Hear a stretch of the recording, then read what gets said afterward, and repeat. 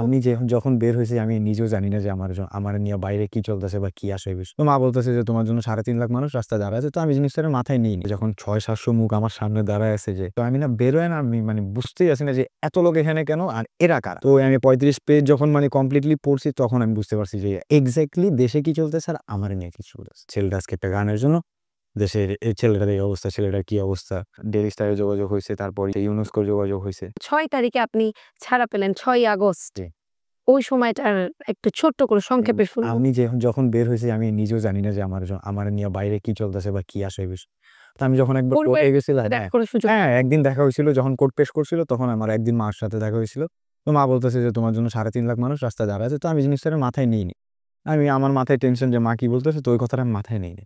তো আমি যেদিন বের হয়ে আসছি, ঠিক আছে? যখন ৬০০-৭০০ মুখ আমার সামনে দাঁড়ায় আছে যে আমি বেরোবো দেখবে তারা, ঠিক আছে? তো আমি না বেরোয় না আমি বুঝতেই আছি না যে এত লোক এখানে কেন আর এরা কারা? তো যখন আমার সেজান ভাই, ঠিক আছে? আমার বন্ধু-বান্ধব, আমার ভাই-ভাতিজা যারা ছিল সবাই যখন আমার নিয়ে আকাশে হৈ হুল্লোড় করতেছে, উৎসব করতেছে যখন বের হইছি আমি। তো তখন আমি জিনিসটা না আস্তে, আস্তে বুঝা শুরু করতেছি যে হ্যাঁ, রিয়ালাইজেশনটা যে আসলে মনে হয় মানুষগুলা এই কারণে আসছে। আমি ঢোকার আগে একটা গান দিয়ে গেছিলাম।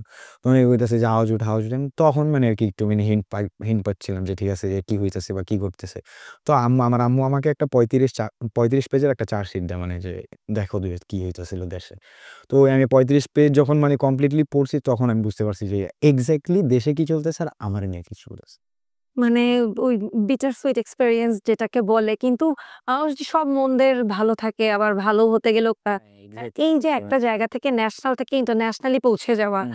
যেখানে আমেরিকার সবচেয়ে বড় র‍্যাপের সংগঠন, এই জায়গাটায় ঠিক কানেকশনটা কিভাবে হলো? এই গল্পটা যদি ছোট্ট করে বলতেন একটা।